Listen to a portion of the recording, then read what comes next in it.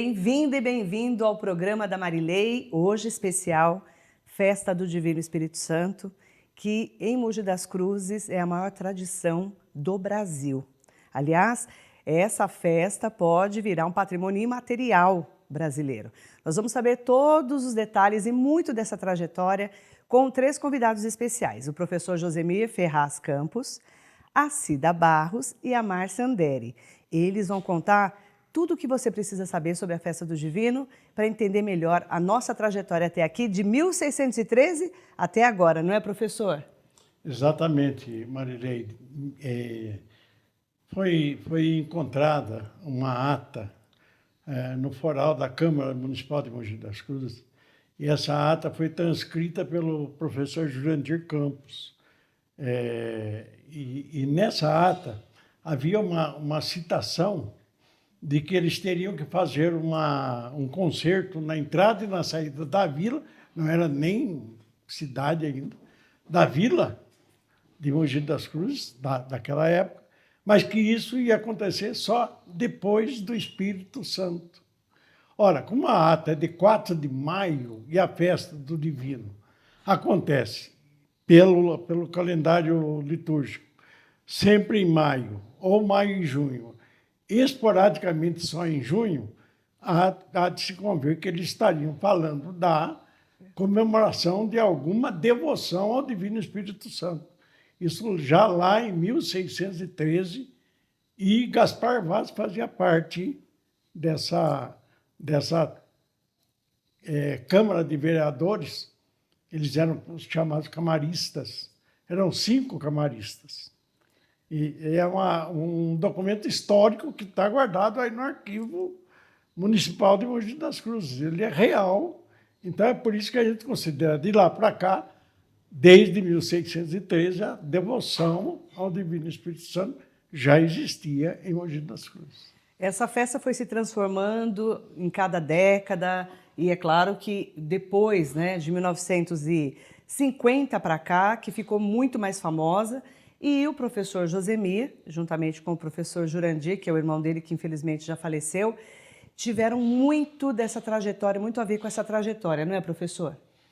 Exato, Marilei. O Jurandir, meu irmão, ele foi convidado pelo Mauro da farmácia, Mauro Antônio Martins, para ser festeiro.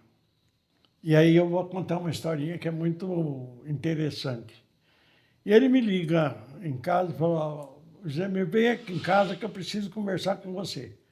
Mas vem, não se preocupe que não é coisa ruim, não, é coisa boa. Mas tá bom. Eu fui até a casa dele, ele morava aqui no Parque Monte Líbano ainda, na Cruzeiro do Sul. Aí eu cheguei à casa dele e falei: eu fui convidado para ser festeiro do Divino, mas eu só vou aceitar se você for o meu capitão do mastro. Eu já tinha um certo envolvimento na paróquia do Monte Lar, nas festinhas de lá, inclusive com a dona Cida, de saudosa memória, dona Cida Chigak, dona Laura. E eu falei: não, se quiser ir, pode ir que eu te acompanho. Eu sou o teu braço direito.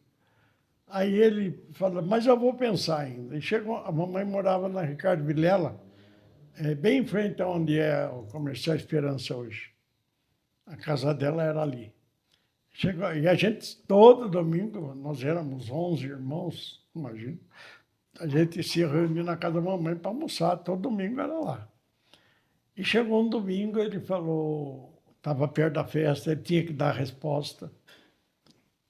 Naquele tempo não tinha essa preparação anual como tem hoje, não existia a Associação Pró Divino. Era um negócio bem mais simples, mas bem mais trabalhoso também. Aí o Jurandir falou para mim: eu pensei, meu irmão, mas eu trabalho, você trabalha, não vai dar para a gente aceitar, não. Eu vou declinar do convite. Vou falar para o seu Mário, que morava em frente, que não vai dar para aceitar. Nisso a gente estava conversando lá na sala, antes do almoço. A minha sobrinha, hoje já está com,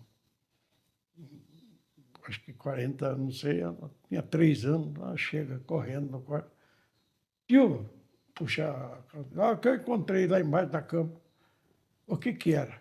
Uma medalhinha do Divino. Nossa. Saiu, não sei como, não E sei aí de foi onde. um sinal. Aí foi o sinal. Aí ele parou e falou, não, eu tenho que aceitar. E aí nós embarcamos. Fizemos uma festa de 89, eu fui o capitão do mastro. Foi uma festa bonita, toda trabalhosa, como a Márcia lembra que naquele tempo não tinha, Não tinha nada. não tinha nada. O festeiro anterior havia sido o Ari Ariza e a Elzira. O Ari falou, vocês vão ser festeiro, o material está lá na Fúria, que era na Barão da Ceguaia ainda, onde é o edifício Atrium hoje. Vamos lá, João, de ver, eu quero o material. Abriram um quartinho lá, tinha uma meia dúzia de panela no canto. Vamos falando naquela época, Márcia Andere tem uma história com o pai dela, inclusive. Quando que foi que você entendeu a grandiosidade de comemorar a festa do Divino através do seu pai? A festa está presente na minha vida desde que eu me lembro. Uma das lembranças mais antigas que eu tenho da festa é eu correndo na Ricardo Vilela, atrás de um carro de boi, para pular no carro de boi e sentar. Criança, naquela época era assim. A gente corria atrás e sentava no carro de boi. Uma alegria conseguir sentar. Uma lembrança também muito antiga que eu tenho é que no domingo da festa, a gente indo ali no Xangai, que nós morávamos ali mesmo, perto do Jardim do Xangai, e lá eram soltados os fogos. E eu lembro de um divino feito em fogos de artifício no céu. Memórias de infância. Depois, já adolescente, meu pai trabalhou na festa do Divino desde que a festa voltou a acontecer depois da guerra. Porque durante os anos da guerra, a festa foi interrompida. E quando voltou a festa a se realizar... De 30 a 45 não teve festa? Não tanto, eu acho que de 40... Os anos da guerra mais... mais... que a festa foi só religiosa. Teve ano, né? Quando que seu pai começou a retomar a festa? Que ele entrou como voluntário, deve ter sido em 52, 53, quando a festa foi retomada, em 1952, se eu não estou enganada, já tinha sido formada a Associação dos Expedicionários Mogianos. Vamos explicar quem que é o pai dela, né? Conta um pouquinho da história do seu pai. Meu pai é o Milê de Curiandere, professor, foi vereador, naquela época em que vereador era por paixão, sem ganhar um tostão, foi presidente da Câmara. Ele foi um ex-combatente, lutou na Segunda Guerra Mundial. Foi um dos fundadores da Associação de Expedicionários Mogianos, rotariano até o fim da vida. E naquela época, então, em 52, quando a festa foi retomada, os expedicionários mogianos foram convidados a montar a barraca do churrasco. E por muitos anos, acho que até a década de 70, né, ainda foram os expedicionários mogianos que tocaram a barraca ficaram responsáveis pela barraca do churrasco. Ele sempre trabalhou. De um jeito ou de outro, a gente estava por lá, né? E na adolescência eu acompanhei daí já em outra barraca do bingo. Eu fui voluntária algumas vezes, mas era assim, era coisa ocasional. Ele não, ele já de corpo e alma. E em 1993, eles foram convidados para serem festeiros. Aí a família toda mergulhou na festa. Aí não teve jeito. Todos trabalharam e desde então eu tenho assim uma promessa de vida com a festa. 2 meses antes eu estou o tempo inteiro e é uma paixão. Daqui a pouco nós vamos falar da casa da festa, já, mas eu quero entender como que a história da Cida Barros entrou na Festa do Divino. Conta pra gente, Cida. Em 2004, que nós fomos festeiros, convidados pelo Dom Paulo, né, Roxo, e naquele momento não aceitamos, porque imagina uma festa desse tamanho, né? O seu Cuco, que tinha sido em 2003, Não, a gente não tem condições, a gente não é da sociedade, então nós não aceitamos no início. Porém, ele pediu para a gente pensar melhor, tá? Aí, um dia ele chegou para nós e falou assim, para mim, especialmente, se Maria disse sim, falou bem assim, quem sou eu para dizer não, né? E aí, fomos assim, entramos de cabeça mesmo na festa, foi uma bênção, uma festa assim de muita espiritualidade. E de lá para cá, não paramos mais assim de colaborar, né, com as coisas da festa, de ficar mais engajado do que nunca, né, porque é necessário, né? A partir do momento que você passa pela situação de festeiro, você não pode mais abandonar, não, né? Que é uma condição de colaborar com a equipe toda, que é grande, mas colaborar com quem está chegando também. Então, é um trabalho bem árduo. Explicar, professor Josemiro, o que é um festeiro e um capitão de mastro para quem não conhece a festa do Divino? Olha, Marília, o festeiro, ele é o comandante da festa. É ele que dá as coordenadas todas da festa. O capitão de mastro é o seu ajudante de ordem. O que o capitão do mastro tem que fazer é sempre ajudar o festeiro nas decisões do festeiro. Eles podem até discutir as decisões, mas a última palavra é do festeiro. O capitão do mastro é ajudante de ordens. E tanto assim que o festeiro é nomeado pela autoridade religiosa, no caso de Mogi das Cruzes, o bispo diocesano nomeia o festeiro, mas o capitão do mastro, quem escolhe é o próprio festeiro, não é o bispo. O festeiro, ele tem a condição de escolher aquele que vai ser o seu capitão do mastro.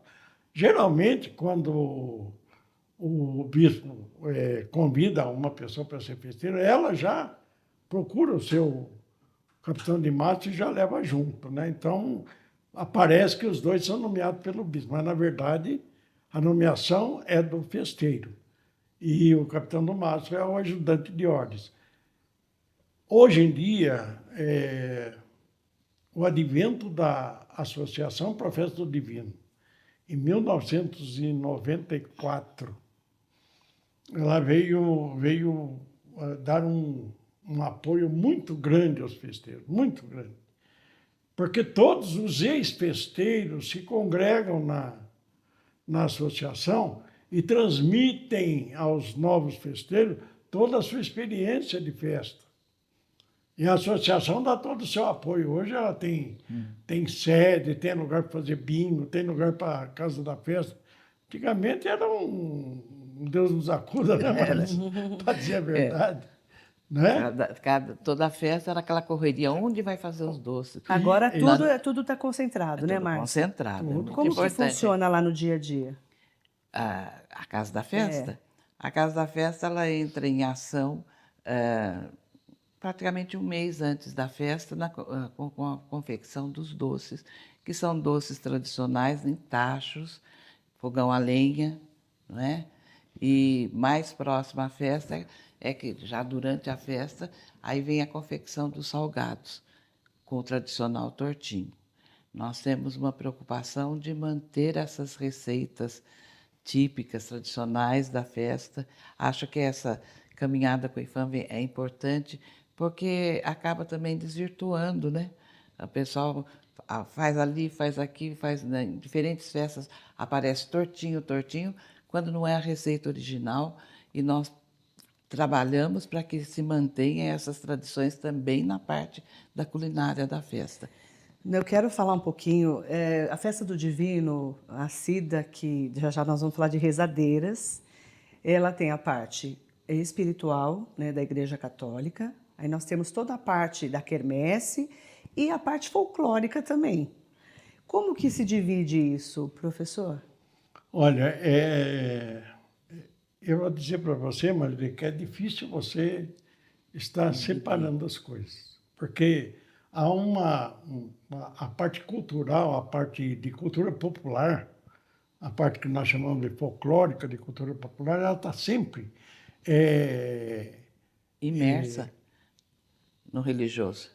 Ela está sempre inserida num contexto religioso. Se você examinar o que cantam os grupos de Congada, de Moçambique, são sempre louvações ao Divino Espírito Santo. Então, de uma certa maneira, eles também estão louvando o Divino Espírito Santo à moda deles, com a tradição deles, etc. Isso é muito interessante, muito importante. Todo mundo admira. Como que Mogi das Cruzes, em pleno século XXI, faz a entrada dos palmitos ainda? É a tradição, que não pode, que a gente não quer que morra. A festa, como eu estava conversando com a Márcia, ela passa por muitas transformações. Tem coisas que a gente engole, mas não aceita muito, como tradicionalista que somos, nós mais antigos. Mas que no curso do progresso não tem como. Por exemplo, a Márcia citou agora há pouco aí que ela viu imagem de infância dela, o divino no céu, através dos fogos de artifício. Hoje não pode mais. Pode mais. Eu, quando fui festeiro, me lembro bem, até depois, Márcia, que ao meio-dia era a tradição. A gente acertava o relógio. Acertava o relógio pelo morteiro, que estourava ao meio-dia, nos dias de festa. Com o fogueteiro da festa. Fogueteiro da festa. E que hoje, também era hoje já tradição. não pode mais. Não pode, não pode tem mais. mais. Vamos falar das rezadeiras, Cida? Como que é o seu trabalho lidando no dia a dia com essa fé tão grande das pessoas? É um momento assim que é o ano inteiro, né? Não é só o momento da festa. Porque o ano inteiro, se alguém pedir para a rezadeira ir fazer uma oração na casa, levar o divino, ela vai com o maior prazer. Então, o trabalho com elas é muito gratificante. São 166 rezadeiras. 166. Até o presente momento. Uhum. Porque são 42 grupos e cada grupo tem a rezadeira que é oficial e ela tem as suas auxiliares. Então, somando as auxiliares com os oficiais, 166. As que são oficial, elas já são permanentes, né? Só sai mesmo quando não tem condições por saúde ou coisa parecida. Mas os auxiliares é mais entra e sai, sabe? Às vezes entra, não dá conta de ficar, porque a jornada é bem árdua, né? Mas já faz tempo que nós estamos com 166 rezadeiras. Como que funciona? Por exemplo, eu já recebi na minha casa as rezadeiras o ano passado, né? Para poder fazer a oração do divino. Recebi o divino em casa. Como que funciona para quem quer receber o divino? Como que é a gente fala de um ritual litúrgico mesmo, né? Sim. Elas, na realidade, elas têm já o cadastro das famílias que elas vão. Algumas ficam aguardando a família ligar. Olha, pode ter a reza em casa, tal dia, tal horário. E se não liga, elas ligam. E quem nunca participou tem a chance de participar. Porque ou liga lá para a Associação Pro Divino e eles me encaminham e eu faço acontecer a reza. Porque eu vou numa rezadeira mais próxima dessa família. Então, nunca uma pessoa que pediu a rezadeira nunca ficou sem esse atendimento. Então, elas têm esse registro, né? Tanto que a dona Ana, quando faleceu, a filha me mandou todo o material dela, né? O divino e o caderninho com as anotações dela, sabe? Já de anos passados. E esse registro é sempre atualizado também, né? Depois da pandemia, muita coisa mudou, né? Muitas famílias já não querem mais receber, ainda preocupados, né, na época da pandemia, mas muitas famílias novas também começaram a receber a rezadeira. Então, é um ciclo, né? Bem gostoso. Como que funciona? Vocês levam o divino e como que é essa oração? A rezadeira tem um kit que ela recebe no dia do retiro. Elas, todo ano tem um retiro espiritual para elas, que é feito lá na Associação Pro Divino mesmo. E é o dia todo, das 7 da manhã às 17 horas. Elas almoçam lá, tomam café, tem as reflexões, inicia com a missa. No final de tudo, elas recebem o kit, que é uma sacola, que elas carregam nas casas mesmo, que vem os livretos, que são livretos, as flâmulas, que cada casa recebe uma flâmula, que põe né, como dizendo, o divino esteve aqui em casa, vai permanecer aqui, né? Então, é a flâmula. E tem água benta. E então, esse kit elas levam nas casas. Então, a família não precisa se preocupar com, né, com outro caderninho de oração, nada, porque tem tudo. Tem os cânticos, tem as orações. E elas levam o divino no lugar, num altarzinho já, que ela já avisa a dona da casa de deixar preparadinho, e geralmente com uma florzinha, né, uma vela acesa. E assim elas seguem à risca o que está aqui no livreto. Aí fica mais fácil para o pessoal que está na casa, né, Poder acompanhar. acompanhar. E é só alegria, né? Depois da festa ainda a família oferece um café. Não há obrigação nenhuma da família fazer isso. Tem rezadeira que fala assim, nós não vamos ficar para o café. É uma ofensa. Sabe? Porque fizeram com tanto carinho. Então a pessoa fala, mas acaba ficando, porque a família faz, né, um chazinho, umas bolachinhas, um bolo, e é a confraternização, é a partilha, que tem tudo a ver também, né, Josimir? Ô, Cida, deixa eu... depois também quero. Se eu não estou enganado, tem um livro sobre a rezadeira, não tem? Tem. Foi a Lucia? Lucia e a dona Ruth Pietro. A Ruth Prieto que escreveram. Então já tem uma história documentada do rezadeiro. Porque a Márcia estava falando... Eu estava ali em 1993, quando meus pais foram então festeiros, eu me lembro, sabe quantas rezadeiras tinha? Eram 4 rezadeiras. Olha só. Era Nossa, a Dona de 4 Rita. para 166. Era a Dona Rita, ali nos Remédios, no bairro do Remédio, aqui no centro de Mogi, do São João. A Dona Ana, no São João. Cardoso. A Dona Terezinha, se eu não me engano, Dona Terezinha, que era no Socorro, e a Dona Elza no Mogilar. Que foram, eu fui com meus pais para procurá-las e combinar, né, sobre... elas rezavam até então a pedido do bispo, que elas começaram a rezar nas casas. E elas rezavam 1/3 em louvor ao divino, não era a coroa do divino. Quem introduziu a coroa do divino já nessa época de 93 foi a Amália que trouxe de Minas. Foi a Dona Amália, né? Conheceu, Que trouxe para essas 4 rezadeiras existentes, sua pequena equipe, eram 2, 3 em cada equipe, que acompanhavam essas senhoras, trouxe a coroa do divino. A Amália foi muito importante para a festa. Muito. Né? Eu digo, a Amália, ela foi, eu a considero, ela foi minha madrinha na festa. Porque quando o Jurandir, como eu contei para vocês, aceitou ser festeiro, quem nos ensinou tudo da festa mesmo era a Amália, que já tinha sido festeira. Acontecia tudo na casa dela. Explica quem era a Dona Amália, para quem não conheceu. Dona Amália Teresa, mana de Deus. Um ícone. E José Roberto. de Deus. Casada com o seu Zé Roberto de Deus, eles eram comerciantes de Mogi das Cruzes. Tinha uma loja na Coronel, depois venderam, ficaram com uma loja na Barão de Jaceguai, na esquina do Jardim, né? Casa São José. E a Dona Amália, a casa dela era uma espécie de casa da festa. Tudo era lá, tudo. Até o andor... Era feito na casa dela. Na casa dela, né, Márcia? E além dela, para mim e para o Jurandir, porque, contando então, quando o Jurandir terminou a festa,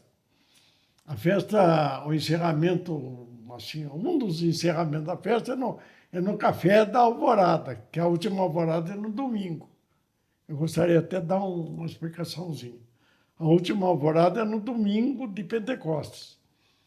O bispo de então, Dom Emílio Pignoli, presente no Café da Alvorada. Vocês foram muito bem na festa de vocês. Foi ótima a festa. Foi tão boa que você vai ser o festeiro ano que vem. Nossa. E o Jurandir passa a ser o capitão do mastro. Ficou mais um ano na festa. De tão boa que foi. Vamos explicar o que é a alvorada, para quem não conhece a importância da alvorada? Olha, a Márcia sabe que a alvorada, a Cida, nós que já fomos festeiros sabemos que a alvorada é um dos momentos mais marcantes da espiritualidade da festa, da religiosidade da festa. Porque pessoa sair da sua casa, no conforto do seu lar, de madrugada, com frio, para ir rezar, é quando tem que agradecer muito ou pedir muito. E, para você ter uma ideia, quando o Jurandir foi festeiro, os jornais da época, a alvorada foi magnífica. Tinha cerca de 150 pessoas. Conta quantas vão hoje? Hoje são, sei lá, Milhares. 3 mil, 4 4 mil. Milhares de pessoas. Então, a gente fica pensando naquele tempo assim, fica... E é um momento de muita religiosidade. Na hora de chegar no Império, de rezar, depois de sair do Império, ir rezando pelas ruas. O respeito de quem participa. Respeito de quem participa. Muitas graças alcançadas. Graças. Eu já ouvi Muitas muitos graças. milagres, muitas graças, não é? muitas graças. As pessoas vão agradecer. E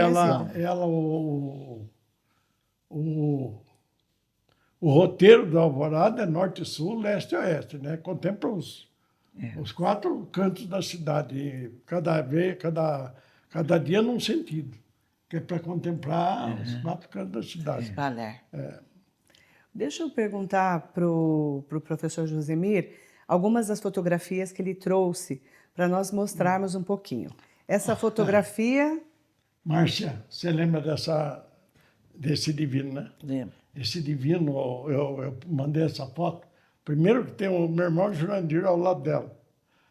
Mas essa foto foi roubada dentro da catedral em Esse 1900. Esse divino. Foi Esse roubado? era o divino oficial da festa. Roubaram? Que saía na procissão.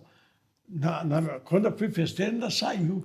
Em 92 foi roubado de dentro da catedral, nunca mais foi encontrado. Não souberam quem roubou? Não. Não, Nossa. nunca mais foi encontrado. Durante o dia. Durante o dia foram lá e levaram. Durante o dia. Em Azé? Se fosse hoje, teria câmera, né? Pena, né? Essa foto, o que é, professor? Aí é uma pessoa icônica na festa, uma das devotas mais significativas, a dona Josefina Arantes Franco, dona Nhazefa Onça. Nhazefa. Ela não gostava de chamar de Nha Onça. Não, ela ficava brava. Nhazefa. Qual que é a importância dela para a festa? Ela era uma devota que, na entrada dos palmitos, ela era uma figura central. Ela tinha uma devoção. E o povo a reconhecia, ela era uma figura que a gente chama de figura folclórica, porque pelo reconhecimento popular, a admiração popular na presença dela, ela era assim um símbolo da festa, da entrada dos palmitos. Vamos explicar o que é a entrada dos palmitos, professor? Então, a entrada dos palmitos, ela, segundo o estudo do Jurandir, que inclusive pesquisou, escreveu um livro sobre a festa divina de Mogi das Cruzes, ela só acontece aqui em Mogi das Cruzes. Inclusive, o Mar de Andrade, quando veio aqui em 1936, ele disse que era realmente um evento próprio da festa de Mogi. Nós, aqui de Mogi das Cruzes, entendemos que, como a festa de Mogi, nós agora há pouco falamos que ela já tinha devoção ao divino em 1613, Mogi das Cruzes, naquele tempo, era uma cidade cuja população urbana era mínima. A população maior era da zona rural. Mas, e aí a gente fica nas discussões de como acontecia a festa. Olha, o pessoal da zona rural vinha para a época da festa. Tanto que aqui perto do Socorro, hoje está tudo canalizado, a gente nem vê. Nós, antigos, ainda víamos o córrego chamado lava-pés. O que é o lava-pés? O pessoal que vinha da roça trazia o calçado na mão, vinha descalço, lavava os pés para pôr o calçado para chegar na vila. Esse pessoal da roça vinha para participar da festa. Por isso que tinha a Casa da Festa. A casa da... Por que que tem o afogado do povo? É reminiscência daquele povo que vinha e tinha que comer na casa da festa, porque eles vinham participar da festa. Uma outra coisa também que é muito importante dizer. A gente fala da festa divina em Mogi tem 11 dias de festa. Na verdade, a festa do divino é só o dia de Pentecostes, Que é o domingo. que é o domingo último da festa. Tudo que vem antes é preparação.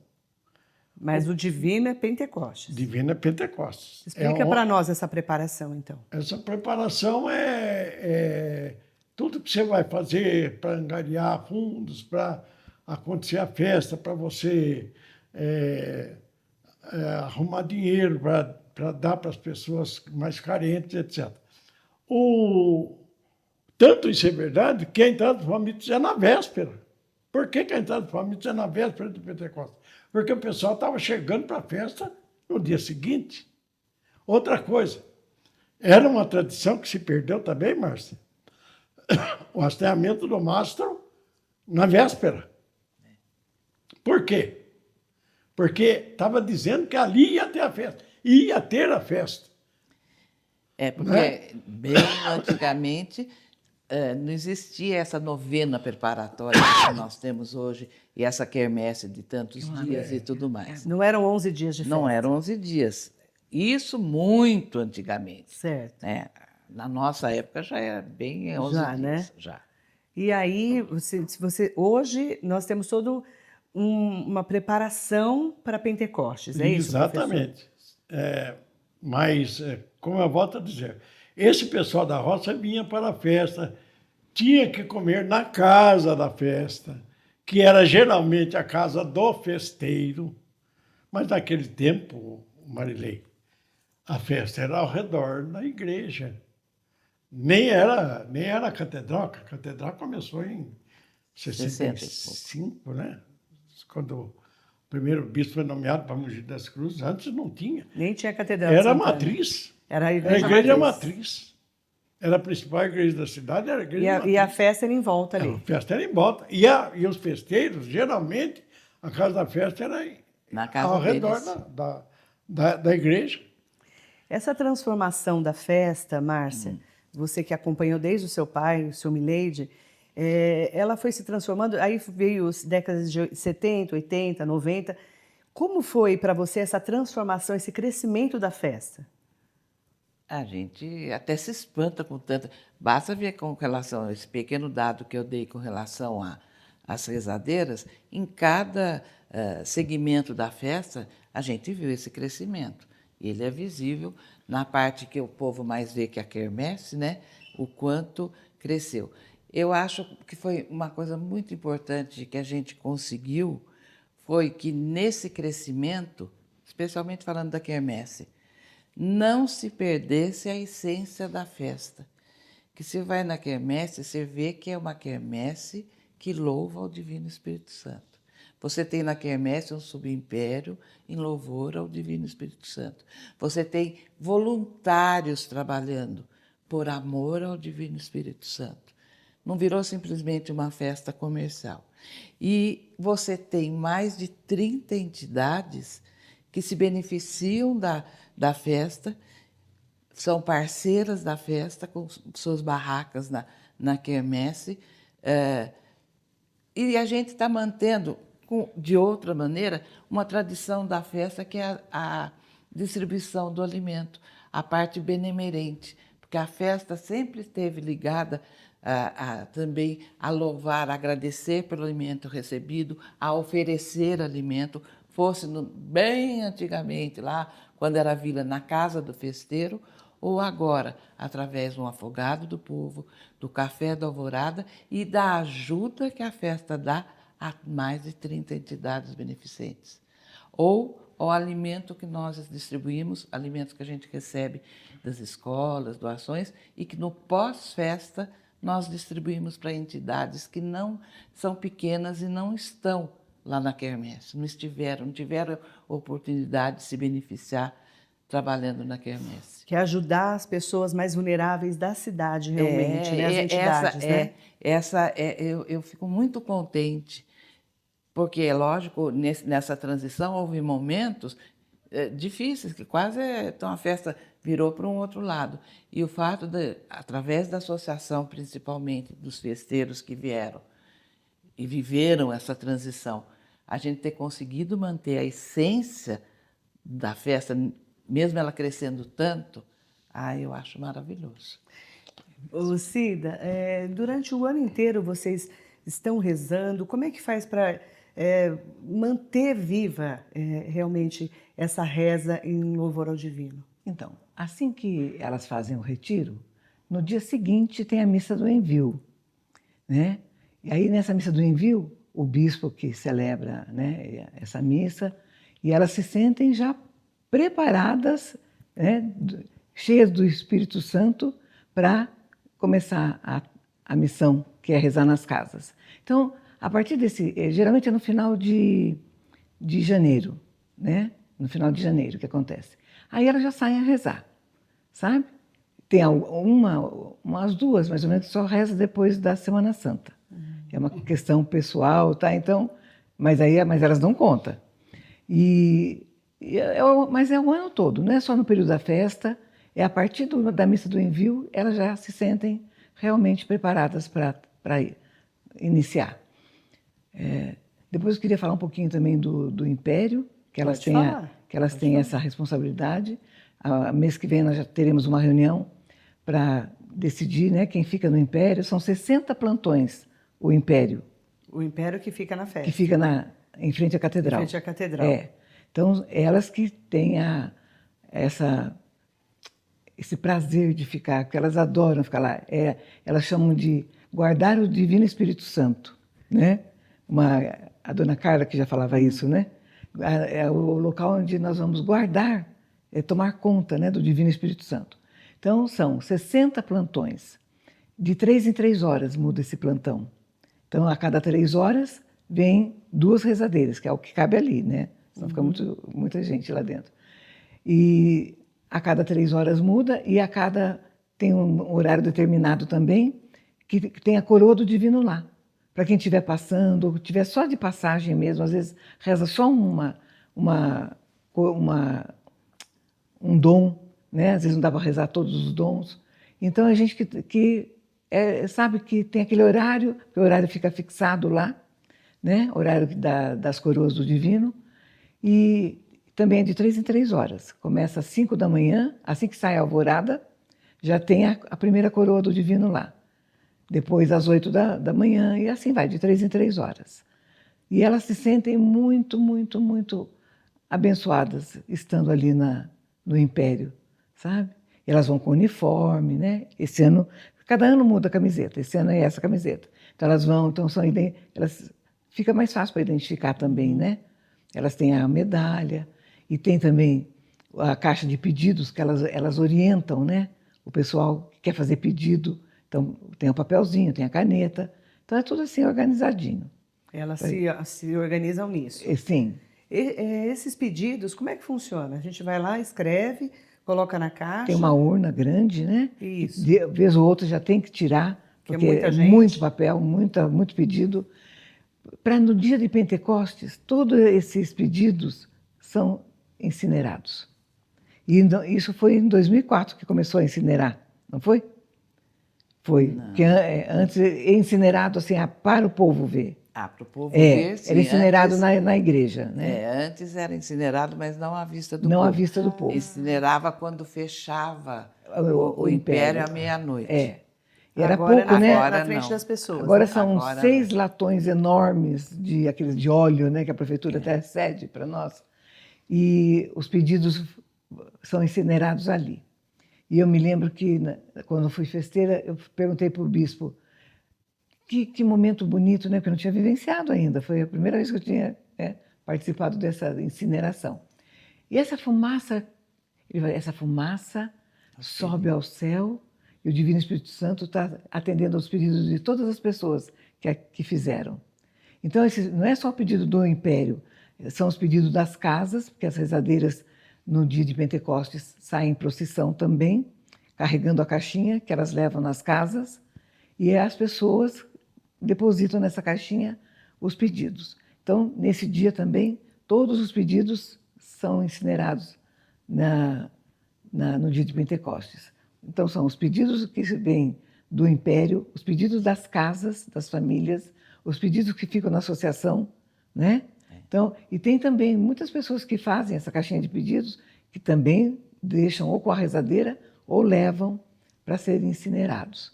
Então, é muito significativo, né? E tem também a programação da igreja, da catedral, né? As novenas, né? As novenas. Sim, cada dia um padre.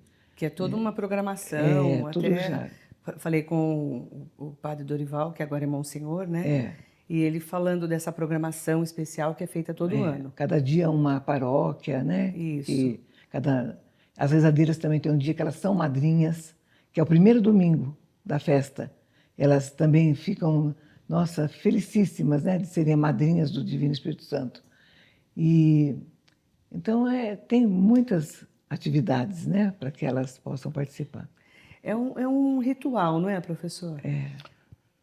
Do ponto de vista litúrgico, a novena, na verdade, são duas novenas que nós contemplamos durante a festa.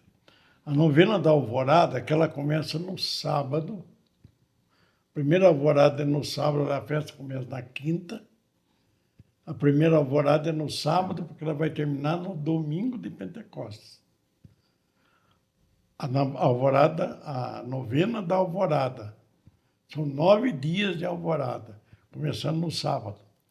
Já à noite, a novena começa na sexta-feira, que é o primeiro dia da novena, e vai até o sábado. A novena da noite, ela começa com a missa, a qual a Cida estava se referindo, que cada dia vai um padre e tal. Essa missa da novena, depois tem a passeata noturna, que era... Eu fiquei preocupadíssimo ano passado, Márcia, porque a folia não saiu todos os dias. A folia, agora é uma explicação, Marilei. Essa aqui é uma folia do Divino, são 4 integrantes, tem uma estrutura, uma estrutura musical interessante, mas quando eu comecei a entrar em contato com eles tudo, que tinha que arrumar lugar para eles ficarem no hotel, aqui na cidade, que eles são mais da zona rural aí de Biritibuçu, eles vinham e ficavam todo o tempo na cidade, período da festa. Como eles têm que rezar de manhã na alvorada e à noite na novena, na passeata noturna, eles ficavam hospedados aqui na cidade. Durante o dia eles iam fazer o serviço deles, mas pousavam no hotel aqui em Mogi, aqui na cidade de Mogi. Eram 4, a folia antiga era 4 integrantes. Era o mestre, o contramestre, o contralto, que ele, no dizer deles era o contrato, e o tiple. Mas eu falei, o que é tiple? O que é tiple? Aí eu fui no dicionário ver o que era tiple. Sabe o que é tiple? O mesmo que soprano, é aquele que tem a vozinha fina. Que dá no final. Falei, olha só, como é que esse pessoal... E essa folia do Divino de Biritibuçu, ela tem, seguramente, mais de 150 anos de pura tradição oral. Nossa. Só tradição oral. Eles têm mais de 70 versos que eles rezam cantando. Só para dar um exemplo. Boa noite, meu senhor, e também minha senhora. Quem dá boa noite não sou eu, é o Divino Rei da Glória. Eles cantam isso aí. É uma das tradições. Um versinho, é tradicionalíssimo. Só que essa folia está meio que não está conseguindo mais vir, Márcia. Preocupação enorme. Para manter a tradição. Para manter a tradição. Professor, vamos mostrar algumas outras fotos? Pois não. Olha, vamos ver, que foto é essa? Aí os carros de bois, como eu coloquei essa foto, é para ilustrar os carros de bois, eles vêm como na Mogi das Cruzes rural, o meio de transporte naquela época que não tinha carro, não tinha nada. Vamos imaginar no século XVIII, século XIX, século XVII, XVIII, XIX, o pessoal vinha de carro de boi. Eu mesmo, ainda no pleno século XX, andei de carro de boi para sair da propriedade do meu pai e chegar em São Lesópolis em carro de boi. Essa daí? A Amália e A o marido Amália. dela, o Zé Roberto. A Amália é uma figura importantíssima na história da festa do Divino Espírito Santo em Mogi das Cruzes. Hoje ela está com ela aí era festeira, estava com a coroa. Quem leva a coroa é a festeira. E essa coroa foi restaurada, né, Márcia? Eu vi esses dias a fotografia dela restaurada. Essa coroa é bem antiga e não poderia ser trocada. Aí são os violeiros? Aí a folia, ali o mestre Ulisses, ali do lado o João, seu Salvador, tudo de vermelho. E os dois Salvador ali. O magrinho que está perto do seu Zé Roberto de Deus e o outro que está lá atrás do Ulisses também é Salvador. Está aí vivo, só tem o Ulisses. O resto tudo O faleceu. resto todos já faleceram. Vamos ver a próxima foto? Uma das tradições muito ricas e que também requer mais cuidado até do poder público com a manutenção desses grupos de cultura popular, os grupos de Congado e Moçambique. Mogi já teve mais grupos, hein? Já teve bem mais grupos. Hoje Chegou até tem 8, menos, 9, né? 8, está reduzido, acho que a 4. Tem aqui de César de Souza, a Congada de São Benedito do Coração de César, tem a Congada de Santa Efigênia, a Congada Batalhão Nossa Senhora Aparecida, a Congada do Divino Espírito Santo. Eu não vejo mais nenhum grupo de Moçambique. Moçambique. Esse daí é o Império. Uma das tradições são as bandeiras do Divino, elas ficarem no Império. Naquele tempo, até a bandeira do festeiro, essa é a minha bandeira de festeiro e capitão do mastro, já tem mais de 35 anos. Essa é a bandeira que, naquele tempo, também é uma coisa que me incomoda um pouco, do ponto de vista tradicional, e a Márcia acha comum comigo, que as bandeiras atuais não são confeccionadas em Mogi das Cruzes. Elas são todas confeccionadas lá num bairro de São Luís do Paraitinga, no bairro do Catuçaba. Só que, se eu olhar nas bandeiras, eu digo, essas daqui todas são do Catuçaba. Essas são de Mogi. E essa tradição é nossa. Essa bandeira foi a Ivone que bordou. Vamos ver a próxima foto? Outra tradição perdida, Márcia. A última cavalhada corrida em Mogi das Cruzes. Quando Ano foi? 2002. Por que se perdeu? Porque a manutenção é difícil, tem que ter os grupos de cavaleiros. A cavalhada, na verdade, é um ritual que lembra a Península Ibérica, as lutas entre mouros e cristãos, né? E aí os vermelhos são os cristãos e os azuis são os mouros. E eles encenam nos cavalos. O Jandir tinha uma teoria muito interessante a respeito disso, que ele dizia que os senhores feudais aqui no Brasil, os senhores de engenho, eles, nas festividades, eles saíam a cavalo e eles disputavam as cavalhadas. E os escravos festejavam na Congada, no Moçambique. Não é uma certeza isso, mas tem Uma teoria. Tem uma registro. teoria que dá para a gente Imaginar. imaginar que assim fosse. Vamos ver a próxima Né? foto? Mais Essa uma vez, lembrando que para manter a tradição em Mogi, o trabalho é árduo. Trazer animais que não existem mais em Mogi, de toda a região próxima, ou pretensamente próxima, né?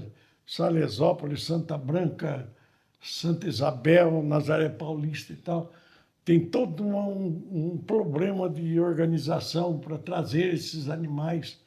Tem que estar vacinados, tem que ter guia É de que a lei transporte. mudou muito também, né, Mudou professor? demais. E nada é errado, viu? Nada é errado. Hoje é muito mais difícil você fazer essa estrutura. Inclusive, a entrada dos palmitos, quando nós Isso. transmitimos, professor, o ano passado, 2025, o professor estava lá com o Darwin Valente, eu tive o prazer de fazer essa cobertura ao vivo aqui com os estúdios RTV. Nós vimos como é uma estrutura gigante, né, Márcia? Bem complexo. É muito complexo, né, para quem participa, né?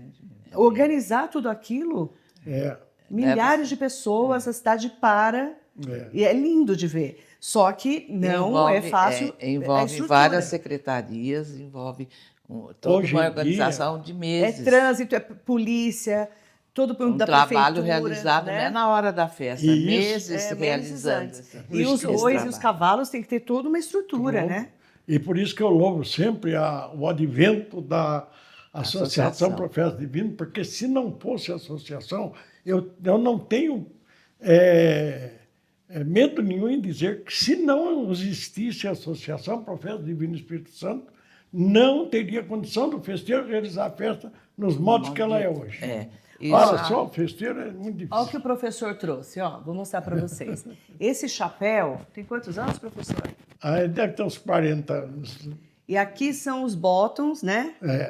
De anos e anos e anos e anos. Tá vendo? Ó, tá vendo aqui? São bottoms. Esse é a minha indumentária da festa. Todo ano tem uma simbologia, né? O bottom. Exatamente. Eu tenho vários. Se eu tenho vários, imagina o professor, né? Não vou nem comentar. Aí põe pra gente, professor, o chapéu. Nossa, isso aqui é a minha, É uma relíquia, né? minha relíquia aí na festa. Ai, que E lindo. não apareço assim. Lindo. E eu não troco ele por nada. Ele tá velhinho já, tá até meio... Mas faz parte da história do divino. né? Mas E depois de mim, eu quero que ele vá para o museu. Falar nisso, nós temos que falar no museu. Hein, essa camiseta, professor, de Essa 1997, gente. 1997. Ó, pra vocês terem uma noção. O Também festeiro é do nessa época museu, né? foi Silvio Grilo. falecido Silvio Grilo. Silvio Grilo, que legal. Ele foi Professor, que deu o pontapé inicial na sede da É associação. nessa época que foi construída a sede da Foi. associação. Vamos falar do museu, que a gente está terminando o tempo, mas eu quero falar do museu e do patrimônio imaterial. Fala do museu. E também no Cantares, não E esqueça. não esquece. Ele estava fazendo... O museu... Não pode esquecer. eu tenho uma preocupação, porque esse museu ele foi idealizado, a Márcia sabe, eu e o Jurandir mais do que eu até, eu não tenho vergonha nenhuma de dizer, porque o Jurandir foi uma pessoa muito especial para mim. Ele, como pesquisador, eu sou discípulo dele. O que eu aprendi de festa do divino, de tradição, de cultura popular, eu aprendi com o Jurandir através das pesquisas dele. Então, o Jurandir idealizou um museu, mas o museu não... Infelizmente, nós conseguimos um acervo, e esse acervo está guardado lá na casa da festa agora. Precisa de um lugar para fazer um museu, é isso? Precisa de um lugar. E o museu não pode ser só, pelo que eu aprendi também, que eu fiz até curso de museu. O museu não pode ser só uma exposição, o museu tem que ser interativo. Ele tem que trazer a população, principalmente a população estudantil, jovens, para conhecer o que foi. E as tradições. As tradições.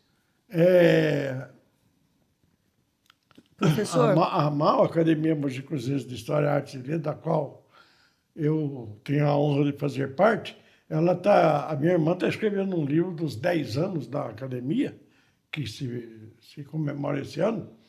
E eu estava falando, ela falou, fala alguma coisa da cultura popular, tradicional popular. Eu disse para ela, ó, a cultura tradicional popular é a alma do povo. Se você acabar com a cultura popular, o povo não tem Professor, identidade. explica para a gente por que a festa do Divino pode se tornar um patrimônio imaterial. Pela sua antiguidade, por toda a realização que ela tem, por todos os eventos que ela tem, por tudo de cultura popular que ela apresenta, por tudo de religiosidade que ela apresenta e por tudo que ela procura manter em termos de cultura tradicional popular. Como que está esse processo lá no IFAM?